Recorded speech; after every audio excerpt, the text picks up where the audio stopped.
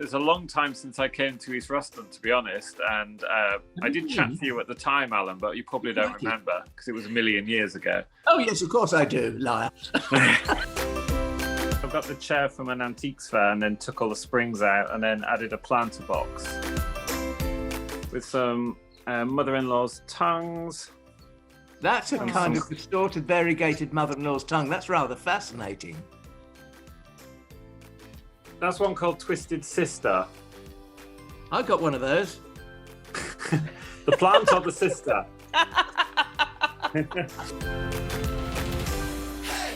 Hello and welcome to episode 28 of Talking Dirty over at East Ruston Old Vicarage. Looking like he stepped out of an E17 video in his white hoodie is Alan Edward Herbert Gray. You're just looking, I don't know, you look like you should be in a snow globe or something.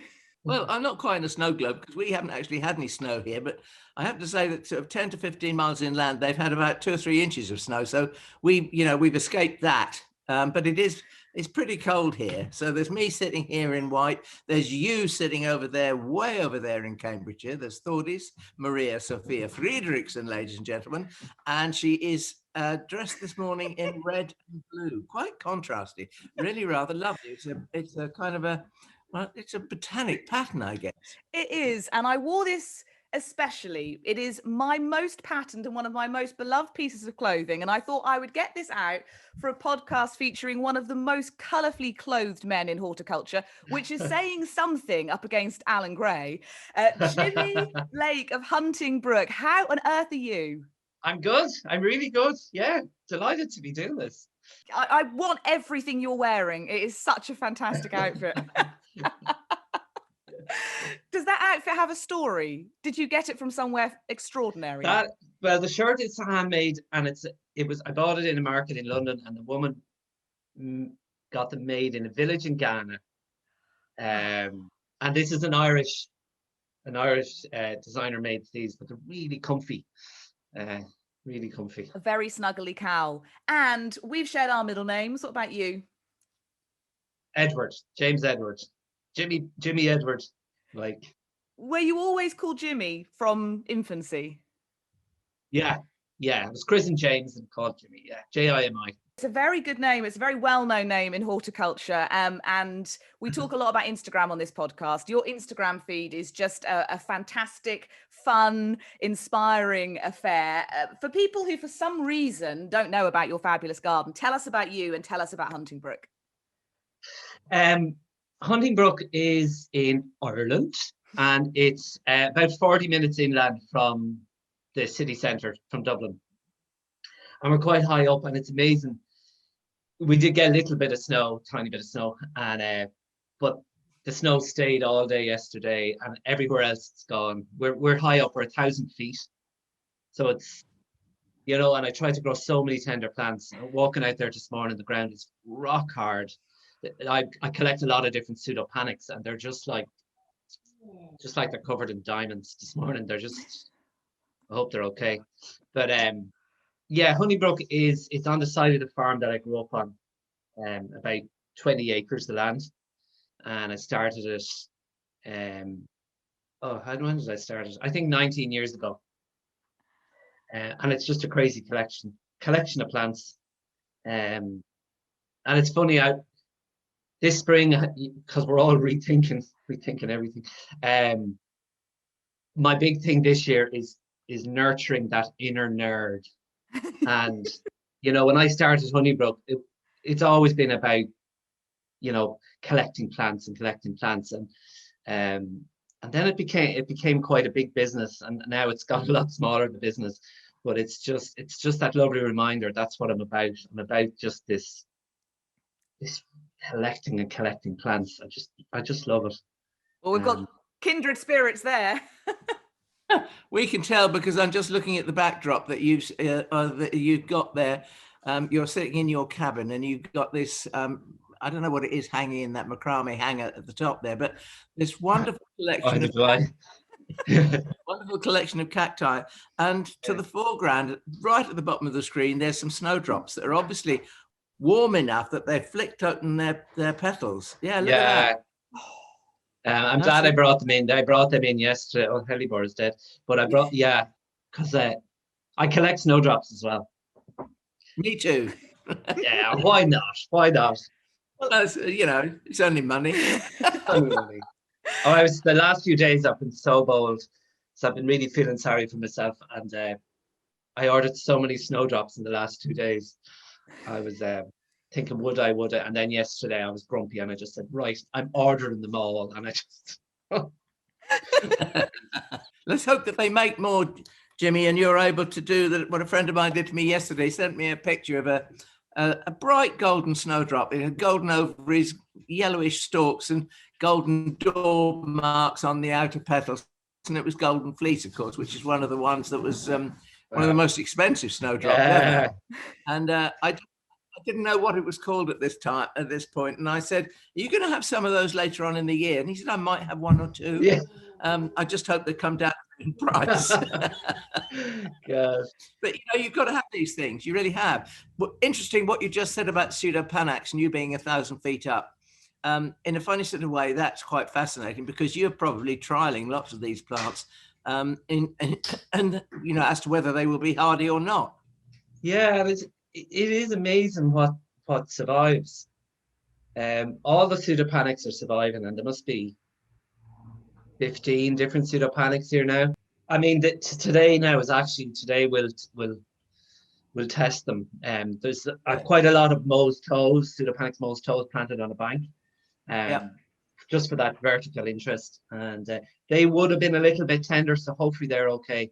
I better just explain that Pseudopanax mowers toes is actually a variety of Pseudopanax. Yeah. Just in case people wonder what the hell Jimmy's talking about.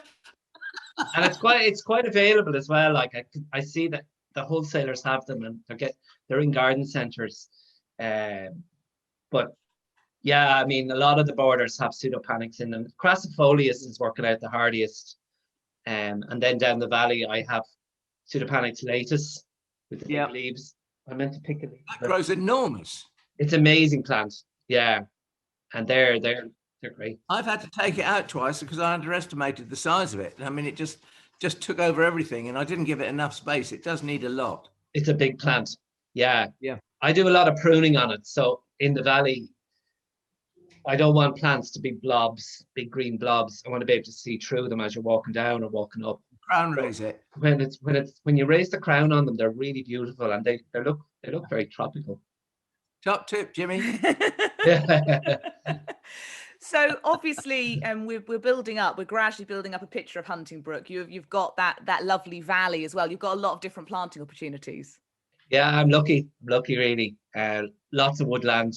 Well, like a big percentage of it is woodland actually. But we've opened up big pockets in the valley as well, so that we can plant. And that's where a lot of the woody collection are, the Scheffleras, and a lot of rhododendron, a lot of big leaf rhododendrons. You see, I envy you that because you can grow those over in Ireland because you have a higher rainfall than we do. I mean, our rainfall on the eastern side of England here is notoriously low. I think it's about 20 inches a year. I think we had it all yesterday almost. You see, I envy, and then I look at your container planting and I look at your tropicals and the dry garden, and I'm like, I want that. That is where we're perverse. I don't know whether we're perverse, Jimmy, or just greedy because we always want what we probably can't have. We've talked about this on past podcasts with the Himalayan blue poppy, which Alan, I think, does quite a good job of growing considering the conditions he's trying to grow it in. I bet Jimmy's got swathes. I was going to say, is that something that you can do? Do you know what? I can, and I don't have it now. I just kind of died out. Do you know when you don't look after them? I had big displays of them years ago. I must do it again. So what plants have been kind of, I suppose, taking up your brain space, apart from the snowdrops, where clearly they've been taking up a lot of your brain space this weekend, but over the past years, what has been your big exciting planting? Experimenting with the Elwesii family. So Scheffleras. I ran down the valley and brought in a few leaves. Oh. Am I at that point yet, or should I? Go for it. Okay. So this would definitely be Schefflera delavayi. and Wow. it's a massive plant, but like very hardy. So basically, right down through the valley, the theme or the repetition is Scheffleras right along the paths, and different Scheffleras. Now I do protect some of them when they're very young, and then when they get woodier, they're much hardier. Well, I did that with the collection of Scheffleras, Jimmy. I thought about 5 years ago we got a collection of Scheffleras from, I can't remember where they came from, but they could well have come from Pan Global or somewhere like that, or Creek Farm. And I decided that I was going to keep them in pots for 3 or 4 years, which is what we did before we planted them out, just to toughen them up a bit. Yeah. And did that work? Yeah. Yes, it has. But they haven't been really tested. When they're quite small, I do bring them in. I bring them in maybe for when they're small. If they're small plants I've maybe grown from seed, I bring them in for the first 2 years, maybe 3 years. Yeah. In winter. That's Schefflera rhododendrofolia, which is just beautiful. And it's turned into the most handsome plant. Like rhododendrofolia, I think is a real smasher. But I'm also growing alpinum, taiwaniana, good few different other ones. And just experimenting with them. And I suppose just not having that thing in your mind where you're restricting your fun or your creativity by thinking a plant won't grow because where you live. It's about just giving them a go. And I love Scheffleras. It may not be the most ideal place for tender plants, but I'm trying them and I'm seeing what they really need. They didn't do that well in the garden. They did get frosted in the garden, but down in the valley, the banks of the valley are dry, so the roots aren't sitting in wet, and it's sheltered. Do they get a little bit of overhead shelter from trees as well? They get a little bit of overhead shelter as well. So that counts for a lot, I think. It does, yeah. Is the key, and then a little bit of overhead shelter. It's amazing the difference that makes. Yeah.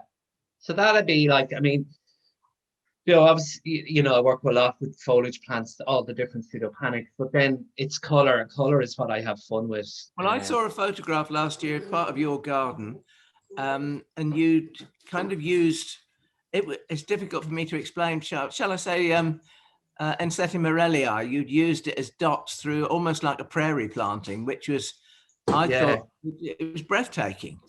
Yeah, thank you. It looked incredible. But I mean, tell us about some of the plants that you included in that planting. I mean, was it a lot of, I mean, what I'm trying to say is, was it a very expensive planting, or did you grow lots of it from seed?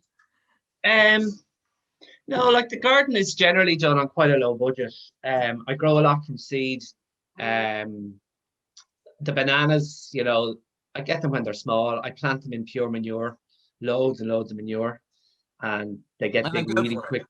They love it. Like, I experimented with just pots of bananas last year, not using any compost, just using manure, and they grew enormous without any soil.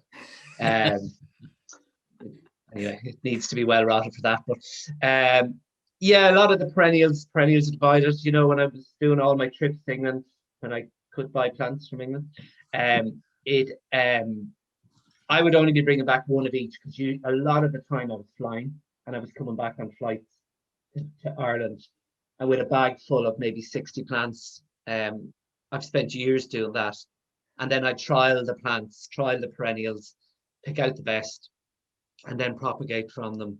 Yeah, I like that kind of contrast of spectacular leaf with fairly ordinary perennials. I agree with you, but the thing is, I think you learn if you're on a limited budget. And I mean, we were on a limited budget when we first began the garden here, and I think the first thing you learn if you've got a big area is that you've got to become a good propagator, because if you're not, you'll go bankrupt. Yeah.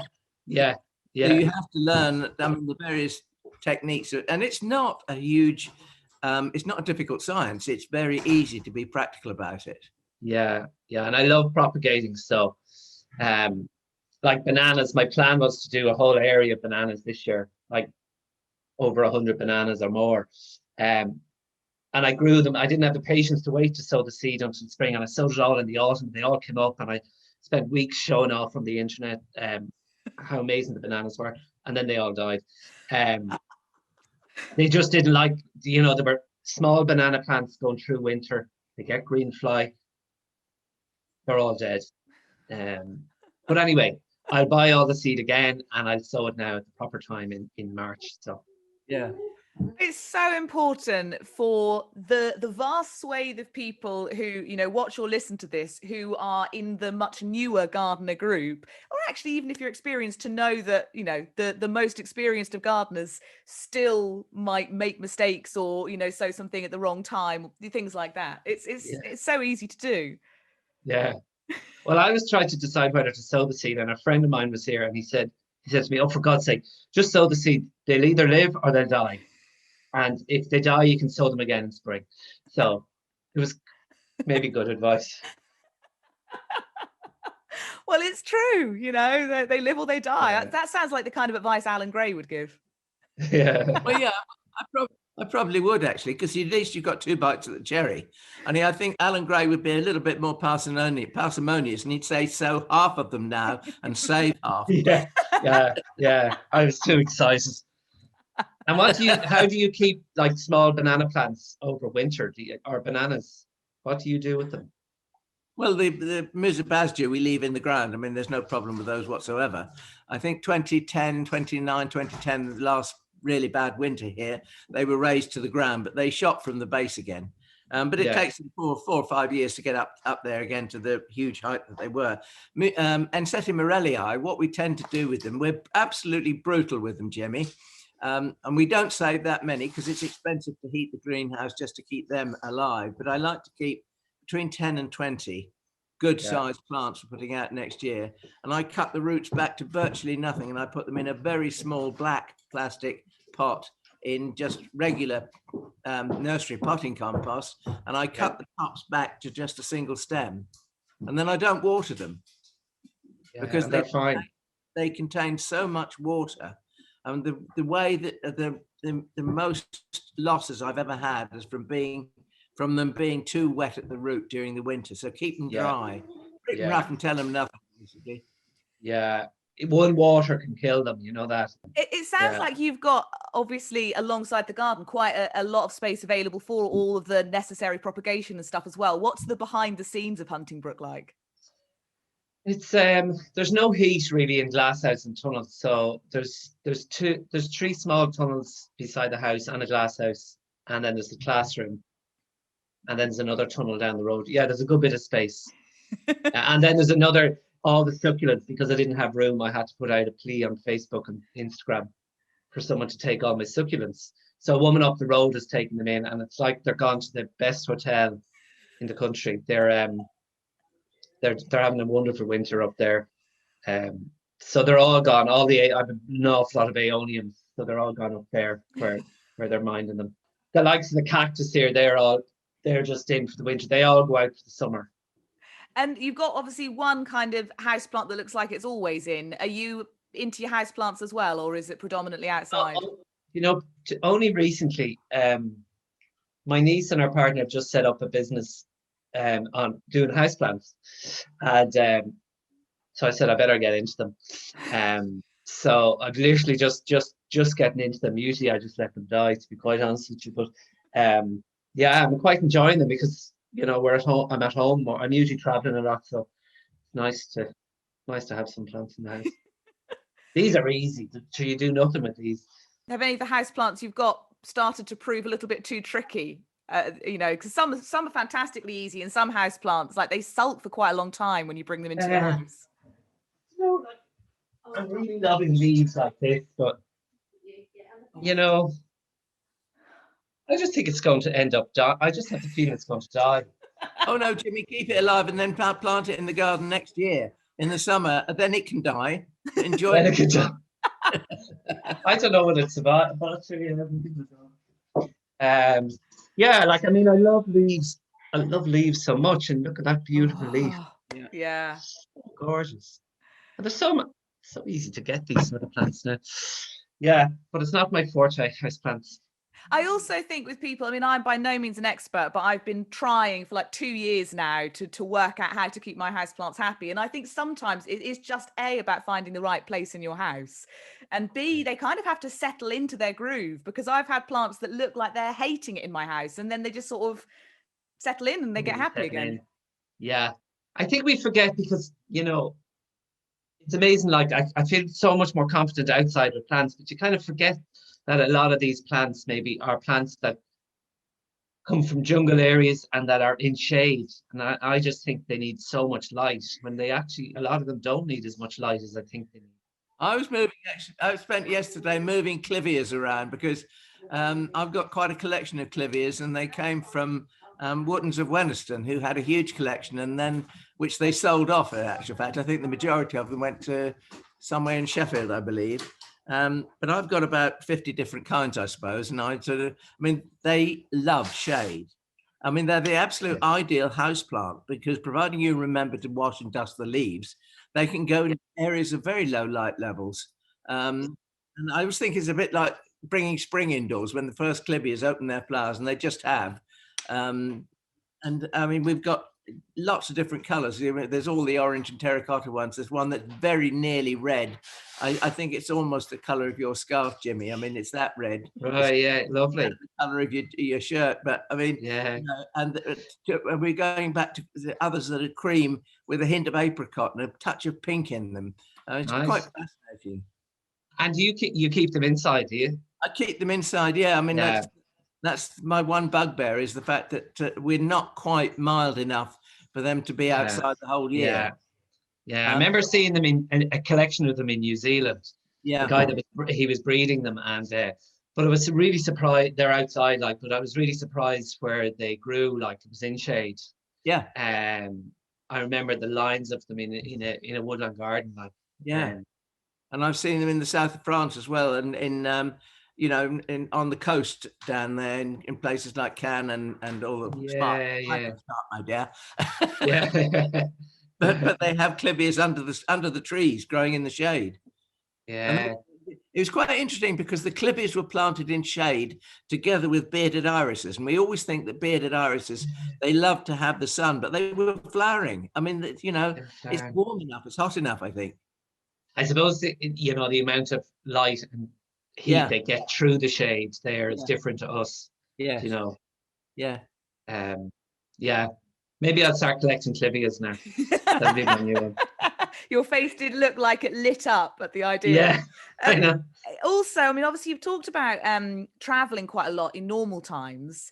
Obviously, this year has been a challenge for everybody in one shape or form. But how has it been for you? And I've seen you kind of adapting and doing lots of online stuff. So how's it been?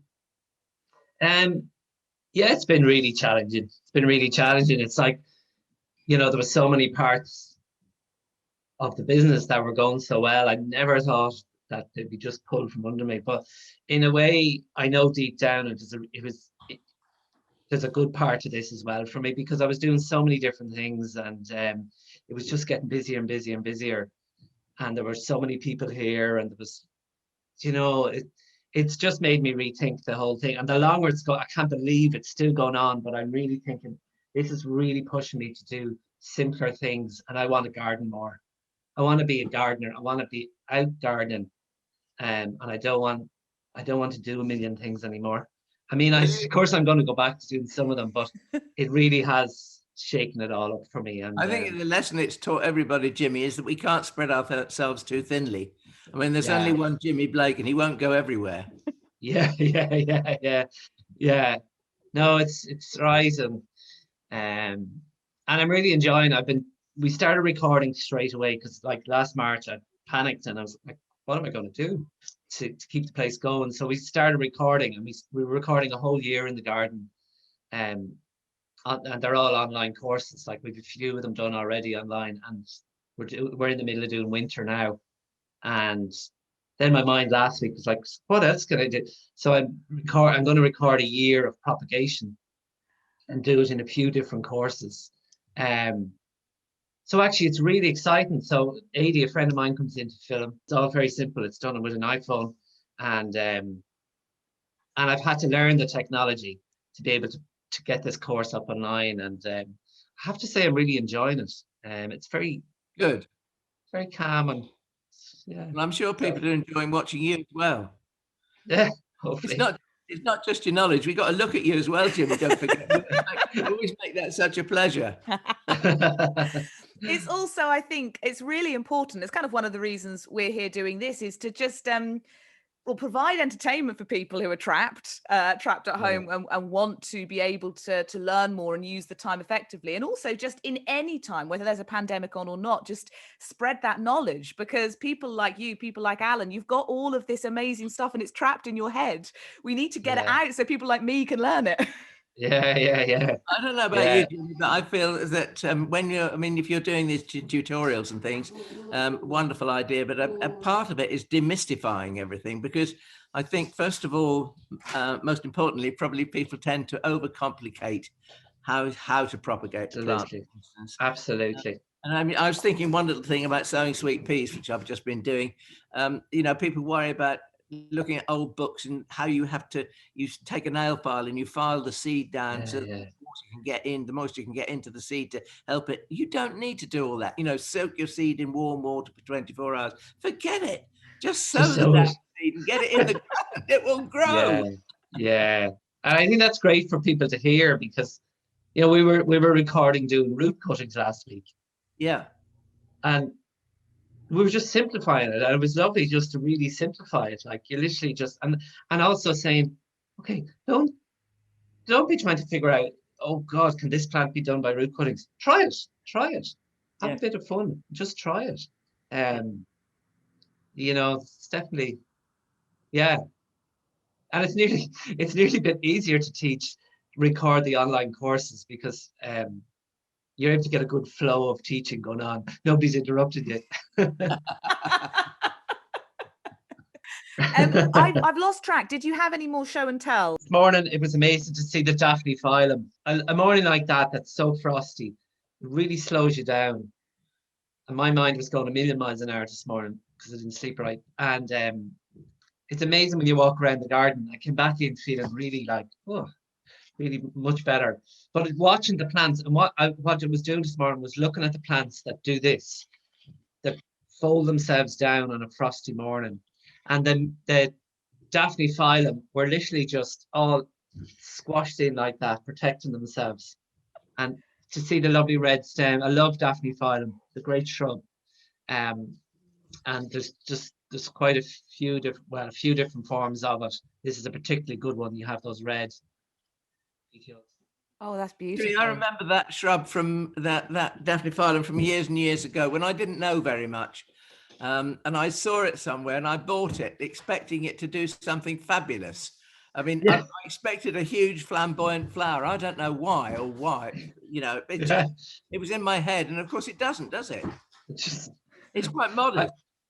Yeah, you hardly ever see a flower, but I repeat it around here, and it's a good evergreen. And then your Fatsia polycarpa, is it? Yeah, just that they're so good as well. Yeah. I mean, I've lifted the canopy of it, just watching it in the woodland this morning with snow on the leaves. Such a great plant for shade, but much nicer than just Fatsia japonica. And you can get a few different forms of that the leaves are much thinner as well. They're really nice and very easy to propagate. One of the pseudopanax I use repeated to one of the areas is one called lessonii tuatara. Yeah. And the reason I use a lot of these pseudopanax through the beds is that they don't block light. They're very narrow. They give me structure without being bulky, without being big green blobs. You can see through them. And if they do get a bit bulky or blobby looking, pruning them just to be able to let the sunlight come through them. That's obviously a theme that runs through your life, Jimmy. You do like to see through your plants. Yeah. What about bamboos? I have a lot of different bamboos. Do you actually thin the culms out as well, the canes? Yeah. We lift the canopy on them. Yeah, makes such a difference, because you see the canes, you see the striations, you see the color, and it's just it elevates to a whole new level. Yeah, beautiful, beautiful. Yeah, there's a lot of bamboos around here actually, and down through the valley, trying to put bamboos on corners. I remember seeing that in the garden in England, a woodland garden, a valley garden that had paths going down through a valley, but they used bamboos on each corner. Yeah, and I suppose I had these picked yesterday for a thing, or Saturday night Zoom, Instagram Live. The hamamelis. Yeah. Uh, Or witch hazels. they're just so good this year. Not that I don't have to. I always say I must get more of them, and once they finish flowering, I always forget. I'm sure you probably have. Do you have different types of them? I have several different kinds. Yeah. That's just pallida. Talking yesterday, we were talking to Matt Pottage, but I was just mentioning the fact that lots of the breeding work seems to have been to get them into much darker colours. We went to the oranges, and then we're going towards rusty browns and almost to plum colours. And I don't think those plum colours show up quite so well. Very hard to see them. Yeah, hard to see them. Like if you've a lot of dull days this time of year, and exactly. Yeah, you need something that shines out like a beacon. Yeah, you do. Yeah. Well, like that's very ordinary. That's just pallida. Yeah, and it's so bright and so and hard to good. eat. Yeah. Like I have a few different small new ones I got. I can't even think of the names, but they're kind of the reds and oranges. But I actually can't. It's very hard to see them. It's very hard to get excited about, and you think, why did I waste all that money? Yeah, yeah, they look lovely on Instagram. Yes, exactly. Well, I think it's why visiting gardens is so important. I mean, to be honest, whether it's a fantastic garden like one of your two gardens, or the little tiny National Garden Scheme gardens, some of which are just a normal person who just loves their garden. It's so important to go and see plants doing their thing, because otherwise, if you're a newer gardener like me, you see a little close up on Instagram or in a catalogue, and it doesn't really show you what a plant does. Yeah, it can be misleading. I think there's always something to be learned, however large a garden there is that you visit. There's always something to be learned, something to take, and an idea that will probably cement itself to an idea already in your mind. And then you have inspiration, then you have an idea, and then you spend money, just like Jimmy did with snowdrops the other day. Yeah. We never actually asked what snowdrops you had been wooed by. One called Lucy, Phantom, Godfrey Owen yesterday, and TRYZM. That's a trim hybrid, I think, isn't it? Trism. Yeah, they generally do quite well for me here. But I also ordered some I'm really into podophyllums, very, very much into woodland plants. And I'd really like to start breeding podophyllums, because there's some amazing podophyllums in America that we don't really have here yet. Starfish is one that I'm really after. Podophyllum starfish. It's funny with the snowdrops, I always kind of said, well, I'm not really a galanthophile, but I am. And it's more important this year than ever. Jimmy, I think there's a certain relief when we actually admit these things. Yeah. It's the first step towards recovery. Yeah. I tell you, I didn't think of myself as being particularly as a galanthophile at all until Joe Sharman came here one day, and we were talking about having a snowdrop day about 4 years ago. And I said, well, I haven't really got enough snowdrops to look at. And he said, well, let's go around and have a look and see where the snowdrops are. And this was just after Christmas. And we went round with most of the morning just spotting snowdrops and where they're coming up and the labels and all the rest of it. And then we got back and he said, Alan, do you realise you've got more than 150 different varieties? And still it goes on, I'm afraid. So there we are. It sounds like your FLOMO list is decreasing after your Saturday spending spree. With so much garden to play with, do you have quite a long wish list of plants? Yeah, there's always a big list of what I want to get. There's a Pseudopanax at the moment called Fiddlesticks, and it's only available in New Zealand. And then there's one nursery in France. And I think I go on every day to see have they made it available. It's in production. And and I'm not telling you the name of the nursery case, Alan, or you go on.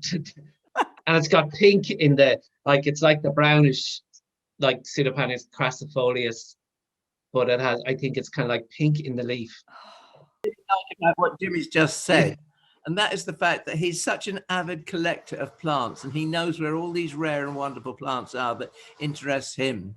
And you know damn well that if a good gardener like Jimmy is going to find these plants, they're going to become available, because, you know, the one thing that you can be assured of is if you can get these plants and you can propagate them, you can probably make a little bit of money from them while they're still rare and unusual, and not everybody has them, and it doesn't last very long. So it's quite something. Jimmy, I'll wait until you got it for sale. Yeah.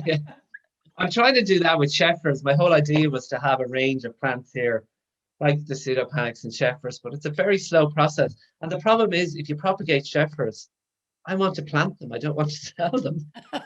That's the problem. Like if I had 50 Scheffleras, I'd want to put them in the valley. So, I have to say, they're spoken like a true plant lover. Yeah.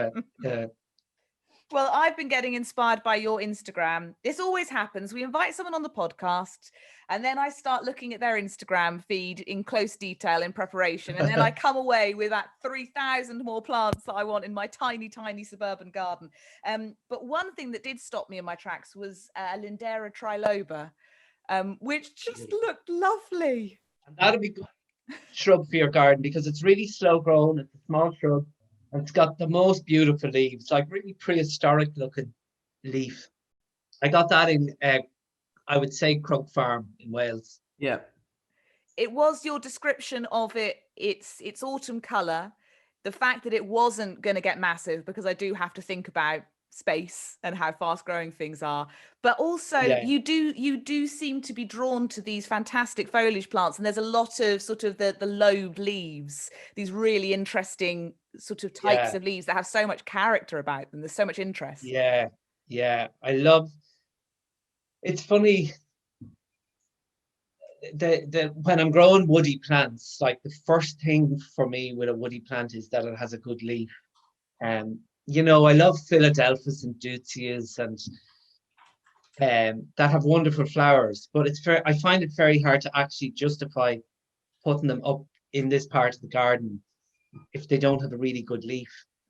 So that's leaf is really important to me. That's something that comes through when we talk to gardeners quite often, is an actual fact that in a funny sort of way, the foliage is more important than the flowers. And if you think about it, I mean, you'll always get flowers anyway on lots of these plants, but I mean, foliage is with you for 12 months of the year, or at least 7 or 8. Yeah, and it is important. And I think it's one, and I always think about that. It's not just the shape of the foliage, it's the way it's held on the plant. It's whether or not it's light reflecting, because if you've got a dull leaf makes a dull plant in my eyes. I mean, look at lots of the hybrid rhododendrons. They're a blaze of color for about 3 or 4 weeks, and then you get it. You know, they're just definitely. And that's like, because I grew up in a rhododendron garden across the fields, and like there was a huge amount of rhododendrons, but there was no big leaf rhododendrons in that. And it was amazing in March or May and June. But so my thing here with the rhododendrons, there's hundreds of rhododendrons put in, but most of them are interesting leafed rhododendrons. Yeah. And there's, I mean, not just big leaf ones, Jimmy. There's some that are got really small leaves, and they have flowers that are kind of delicate, almost bell-like. But they can make quite big plants. And once they get quite big, they have this lovely cinnamon-coloured bark that sort of peels back, and it just looks fabulous in the winter. Beautiful. Yeah, there's so many of them. I was saying to my mum the other day, my mum is 90 now, and I was saying to her, they really need another lifetime here in this garden, because to see the rhododendrons, it's so exciting. Like, they're starting to flower now, but I really do need more time. But Jimmy, I'm sure you'll get it. Okay, I have put in a request. So.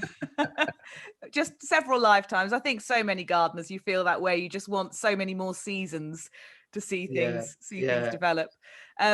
So you've got that FLOMO quite high up your list. You've inspired my FLOMO. Were there any other FLOMOs you wanted to share, Jimmy, before I ask Mr. Gray about his?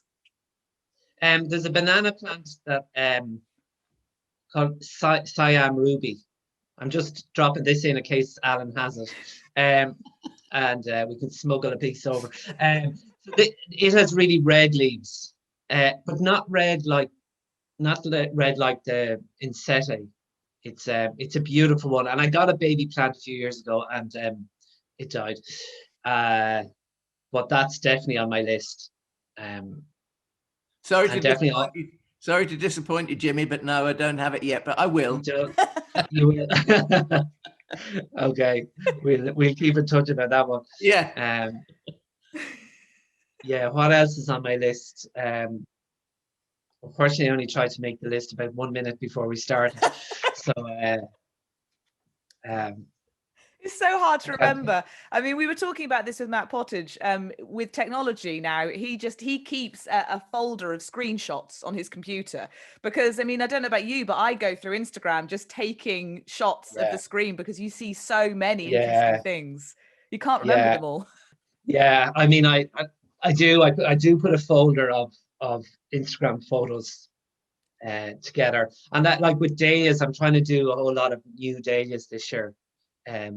Oh yeah, I know, and I was desperate last night because I put up a post about, can anyone help me? Dahlias, brown sugar. That's been my favorite in my garden. I love it. Oh, you have it. Okay. We need to talk. You can't get it, and we're not able now. We're trying to figure out how we can get dahlias over here from England, but it's not available in like Dutch or the other nurseries. No. Well, I mean, I took a bit of a risk and left mine in the ground with a load of mulch on it this year. So let's see. Fingers crossed. Let's see. We'll see how many cuttings are on it when it comes up. The one great bonus is that dahlias are very easy from cuttings. Even if once you get your tuber growing, if you can give it a little bit of bottom heat, I mean, it bursts into growth and grows like whoop. But sometimes you have to take your cuttings in stages. But quite often you can see those little roots forming on the base of the stem when you take your cuttings. They're very easy. They're easy, yeah. Adventitious roots. Yeah. I'm gonna start doing. I'm gonna put some of the tubers on the propagator now fairly soon, just to get them on, bring them on quicker. Well, I mean, it's well worth looking for brown sugar. It's well worth doing everything in our power to make more of them because it's a wonder. It's a wonderful, fabulous, floriferous. And what height was it? Was it very small? No, it was quite tall. I'm really bad at estimating heights, but I'd say a good 4 foot. Alan's looking at me like she has no idea what she's talking about. Never get me to estimate heights. No, it was definitely. I love the way it was going like this. It was quite big. I'm the same as you. I'm the same. I'm the very same. It was quite big in my small garden anyway. I know that much. Yeah. Alan, I think your FLOMO is actually going to kind of come round to Jimmy. What is it this week? It's going to come right back to Jimmy, and I'm going to lay this at your door, Jimmy, because for some time I've been wanting. I didn't know about a Daphne Balua, called Mary Rose, and I didn't know about it until this year when I read about it, and I suddenly thought, oh, I must get that. And I found a nursery that said they had it. And of course, they'd sold out by the time I got to the thing. And I was looking through YouTube the other day for Daphne Mary Rose, and up pops Jimi Blake. Oh, is that where it was? That's so funny.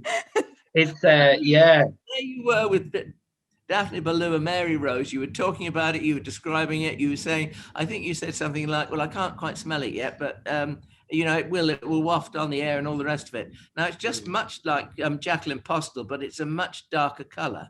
It's a much deeper. Beautiful. It's really, really rich color. But I got that from Nick Mason from Hand Global Plan. Yeah. So that's probably your best bet to try. But after what you've been saying, Jimmy, in my list that I've written down, Schefflera's, Pseudopanax, banana Siam Ruby. Yeah. I just sort of think I think a little trip to Nick Mesa is going to happen, really. Yeah, it's always good. Always he good. does very unusual plants. I mean, I know we're giving him a plug, but I think he deserves it because, I mean, he goes off. He's just an old hippie, really, isn't he? I mean, he just and does a bit of plant hunting, which is absolutely fabulous. Yeah, no, he's got a great nursery. Yeah, And we reap the benefits.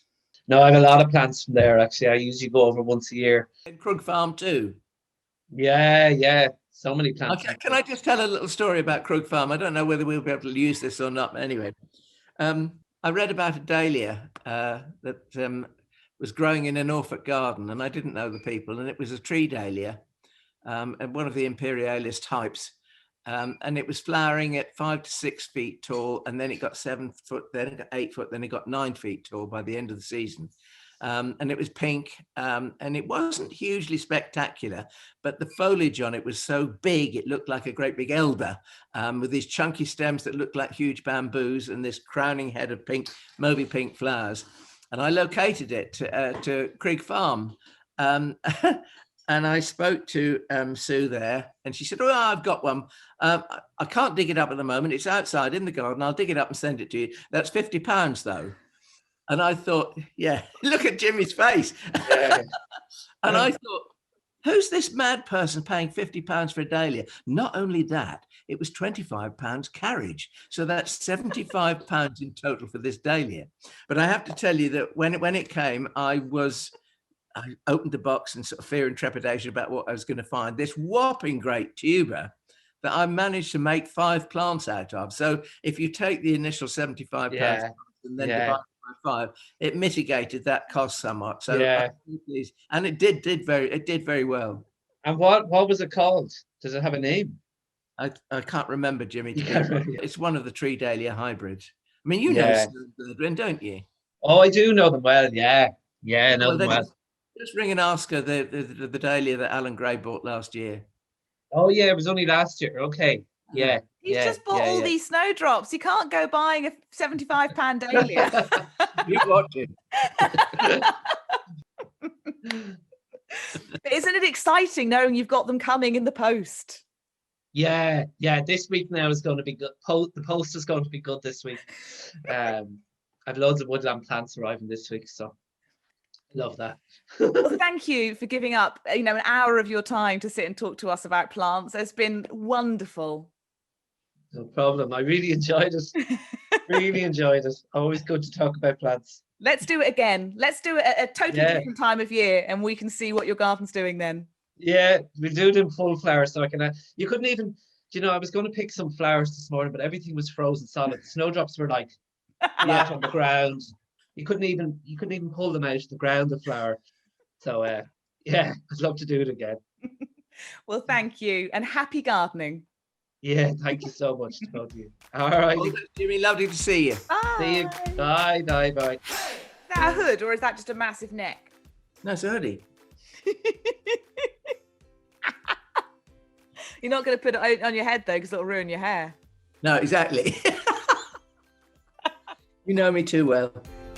So, which of your hairy children is this? This is Billy.